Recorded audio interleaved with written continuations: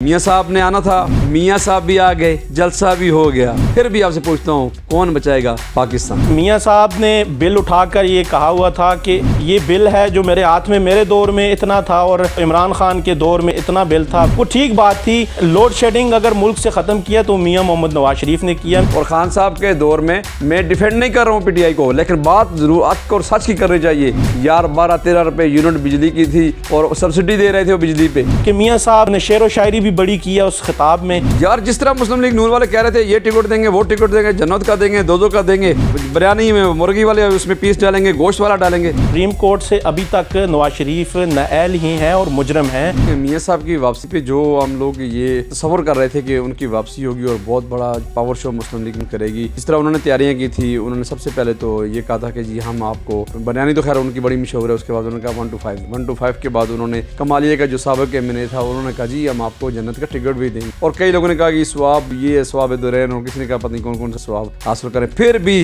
बदकिस्मती से इतने लोग नहीं आ सके और एक सर्वे रिपोर्ट के मुताबिक जी है डिफरेंट है। बाज़ लोग कह रहे हैं कि जी 70 से 75 हज़ार और बाज़ लोग कह रहे हैं 1 लाख और बाज़ लोग इससे भी कम बता रहे हैं। ताम जी कैप्टाबाद की अगर बात की जाए, कैप्टाबाद के जो शेर हैं, शेर मतलब वो जंगली शेर नहीं जो मुस्लिम लीग नून वाले, तो वो अपनी अपनी एक सेल्फी दे दें पंडाल की, तो मैं कमालिया वाले एमएनए साहब को वो भेजूँ ताकि उनको जन्नत का टिकट दें। कम से कम चलो ये दुनिया तो कुछ भी नहीं है, वहाँ पे तो आपको कुछ मिलेगा। और दज्जाल औरत की बात क्या करें, बेचारे के दिल में कुछ और था, मुंह से कुछ और निकल रहा था। उनका चेहरा देखकर मुझे बड़ा अफसोस हुआ कि 4-5 साल बाद एक बंदा आ रहा है तो क्या उसने, लेकिन वो कहना कुछ और चाह रहे थे, मुंह से कुछ और निकल रहा था। मजे की बात बताऊं, अपने मीडिया की टीवी चैनल ज़रूर अखबार मियाँ साहब का जहाज पाकिस्तान में इन हो, अब इस्लामाबाद में लैंड कर गए, अब वहाँ से निकल रहे हैं। अब उन्होंने ऐसे टिश्यू से मुंह साफ की। अब उन्होंने अच्छा मजे की बात एक और इसमें, बायोमेट्रिक वाले हाई कोर्ट वाले वहाँ पहुंच गए एयरपोर्ट में। और अल्लाह का नाम है यार, किस कौम को आप फुदू लगा रहे हो? कौम समझती है, कौम पढ़ी लिखी है। 3200 रुपये मन 20 किलो का आटा तो जो लेकर खाते हैं ना, वो कुछ रटा है, वो क्यों लोगों को बेवकूफ़ बना रहे हैं? वोट फिर भी जिसने आपको देना है तो उसने मुस्लिम लीग नून वालों को ही देना है, जिसने पीटीआई को देना है उसने पीटीआई को देना है। लेकिन ये लोगों को बेवकूफ़ ना बनाएं। 2023-24 आने वाला है, लोग बेवकूफ़ तो नहीं बनेंगे। अच्छा मज़े की बात यह है कि मियाँ साहब से जो हम ये भी तस्वर कर रहे थे कि इलेक्शन मांगेंगे, कहेंगे ना, जब उन्होंने कहा ना आइन की बात करते हैं हम, ये बात करते हैं हम, वो बात करते हैं, सब ने मिलकर चलना है, इदारों ने मिलकर चलना है, तो इलेक्शन की बात करेंगे। इलेक्शन उन्होंने कोई डिमांड ही नहीं की। अगर वो जमहूरी सही जमहूरी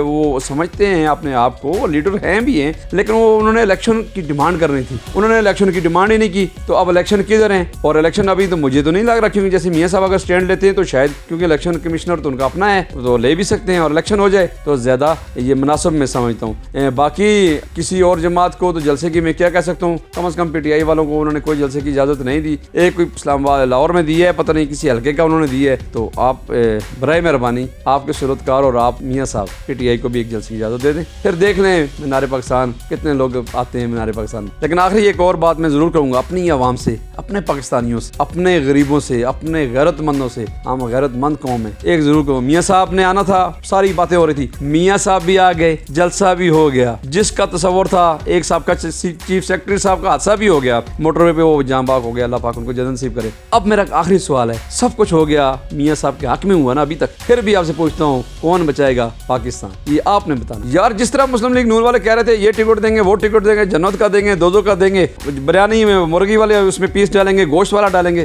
क्या दिया आपने? और आपके पास लोग कितने थे? कौन गया एबटाबाद से शेर? तो मुझे एक भी नजर नहीं आया, और वहाँ पे भी यार 70,000 लोग जमा नहीं कर सके। यार आप देखें जी, नवाज शरीफ साहब ने जो पहला खिताब किया है वतन वापसी के बाद, 4 साल बाद वो वापस आए हैं, और एक तवील बीमारी काटने के बाद जो है वो सेहतयाब होने के बाद मुल्क में आए हैं वो। और जो पहला खिताब था, सब जो है सोशल मीडिया पे रात से इस पे बहस छिड़ी हुई है कि बड़ा दरमियाना खिताब था, किसी के खिलाफ जो है उन्होंने तनकीद नहीं की, किसी को तनकीद का निशाना नहीं बनाया, अदारों को तनकीद का निशाना नहीं बनाया, सबको मिल के साथ चलने की जो है वो कहा गया है उसमें। लेकिन मैं एक बात यहाँ पे वाजे करता चलूँ कि सुप्रीम कोर्ट से अभी तक नवाज शरीफ नाअहल ही हैं और मुजरम हैं। नवाज शरीफ अभी केसों से बरी नहीं हुए। अगर वो पहले दिन ही आके एक एग्रेसिव मूड में तकरीर कर देते तो मेरा नहीं ख्याल कि आगे उनके लिए कोई आसानियाँ पैदा होती। ये पहला खिताब था, इससे पहले भी जलसे होते रहे हैं, एक बड़ा पावर शो था। मैं ये नहीं कहता कि पावर शो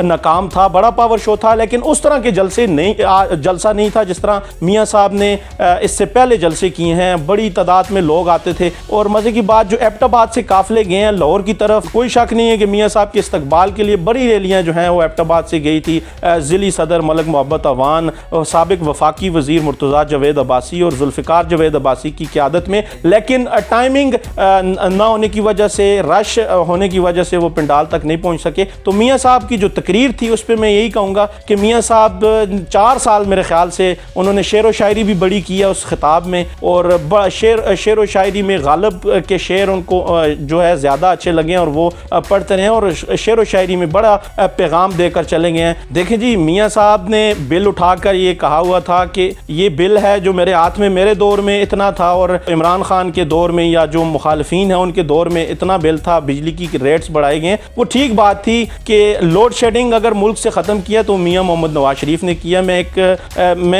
मेरा किसी सियासी पार्टी से कोई ताल्लुक नहीं है, लेकिन जो सच बात और हक बात है मैं वो करूँगा कि मियाँ साहब के दौर में लोड शेडिंग का जो है वो ख़ात्मा किया गया है।